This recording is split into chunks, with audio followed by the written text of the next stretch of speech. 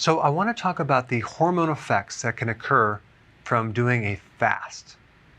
Some really interesting research, I put the link down below, comparing fasting for 2 to 7 days versus fasting from 8 to 20 days. So this would definitely be a longer fast compared to a shorter fast. Now this data is not based on intermittent fasting, but at least you can get a concept of what could happen to the endocrine system when you start to fast. The first hormone that's involved is adrenaline, okay? This is a counter-regulatory hormone. So in other words, when you go to sleep at night and you're not eating, sometimes you're going to get a release of glycogen. So your body's going to use glycogen as fuel, especially if you haven't adapted to fat burning. What happens is the glucose is being released and the blood sugar is going up this way, and then insulin comes in there and pushes it down. And so there's counter-regulatory hormones, adrenaline being one of them, that will kick in and release the sugar and raise the sugar back up to prevent a crash in blood sugars. That can happen, especially if you are insulin resistant. This is the main reason why people may feel that they're not sleeping that well when they're doing fasting. I realize that's a temporary situation. It's going to get better after you've adapted a little bit better and you've lessened the insulin resistance issue. What you can do in the meantime is take a little calcium. Don't take calcium carbonate. Take calcium citrate or calcium lactate right before bed and take some B1, okay? I like nutritional yeast for that, and this should help chill this out a little bit so you can sleep through the night. But you can see in a shorter term fast, it'll go up more than a longer fast. Okay, next hormone is cortisol. Cortisol is a stress hormone, but it's also a counter-regulatory hormone to prevent the blood sugar from dropping too far. Same as what I just talked about right here. So cortisol release, because cortisol is a glucocorticoid. It releases sugar in the system to try to keep the sugar up. It goes up when you do a fast between 2 to 7 days. But with time, after your liver adapts to ketosis, you're not going to have this spike in cortisol. Okay, leptin.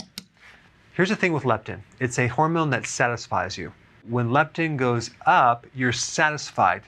You no longer have an appetite.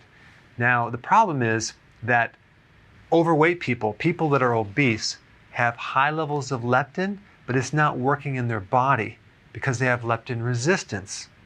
And then leptin doesn't work anymore. So here you have this overweight person that is starving all the time because they may have high levels of leptin, but it's unavailable to them. When you start doing a fast, you start to reverse this process and you make the receptors for leptin work better. So leptin will come down to a normal range, but the point is that what caused the leptin resistance in the first place is a high level of leptin. So all we're doing with fasting is we're reversing that whole thing. You're reversing two things. You're reversing leptin resistance as well as insulin resistance right here. And this is the next hormone I want to mention.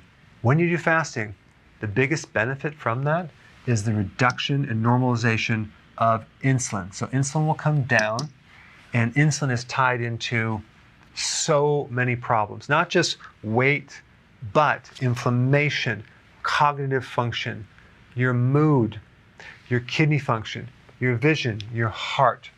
So you're going to get massive benefits from fasting just by normalizing this one hormone. Then we get the serotonin. Serotonin will increase both in a 2 to 6 day fast as well as a 8 to 20 day fast. And serotonin is going to give you a lot of cognitive benefits. You're going to sleep a little better at night.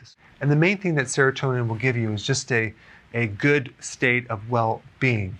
The next one is very important, and that's growth hormone. Growth hormone really goes up, especially from a 2 to 7 day fast. Growth hormone is the anti-aging hormone. Most people over the age of 50 are deficient in growth hormone. It also is protective against muscles, collagen, joint problems. It protects against loose skin and wrinkly old skin. Very, very important. And it also influences your cognitive function too. Next one is glucagon. Now, what is that? This hormone is the opposing hormone to insulin. It's made in the pancreas, but it does the opposite of insulin. So it helps you burn fat. It helps protect your proteins. The way that you increase this is you decrease this right here. So it kind of works kind of like on a teeter-totter. But fasting is a very powerful trigger of glucagon. Exercise will trigger it as well. Exercise will also trigger growth hormone, especially if you do high intense interval training. Next one is T3. Now, I did a video specifically just on this recently, and I'll put the link down below, but sometimes T3 will decrease, okay? Now you might think, oh my gosh, that's gonna be a problem with my metabolism, but it's not. Because what you're gonna have is you're gonna have an increase in reverse T3, which is kind of like a T3 storage, because your body's adapting to this new fuel and it's becoming more efficient. It's very unlikely you're gonna have any other bad symptoms from this, except you may have a slightly low T3. It might still be within a normal range, just on the low side. I wouldn't worry about that because as soon as you eat, this will come up. And then we have estrogen. Estrogen may decrease when you do fasting. Well, that's not a problem if you're estrogen dominant, but what if you're already low in estrogen? One of the best things to take would be to take some vitamin E, natural vitamin E in the whole complex to help balance your sex hormones. And this is one of them right here. And when you do fasting, it's very important to take supplements while you fast, just because you don't know if you're deficient in a mineral like potassium or some vitamin. And because you're not eating, you're not getting the nutrients.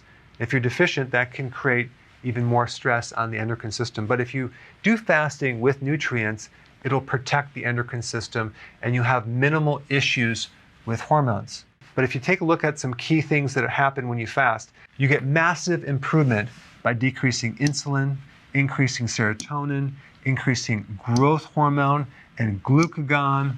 And some of these other hormones will come back to normal once you're fully adapted. But I'm just bringing up the different changes that can occur when you do a fast. Thanks for watching. Hey, we're back. With another amazing recipe. No grains, no sugar, totally keto. There's no suffering in keto. Absolutely not, Karen. And it's an immune system builder. Absolutely. You have to check this out. I think you should hurry up, watch the recipe, and make it yourself. It's just so easy to be keto. But is it simple? It's super simple. We hope you enjoy making it as much as we are enjoying eating it.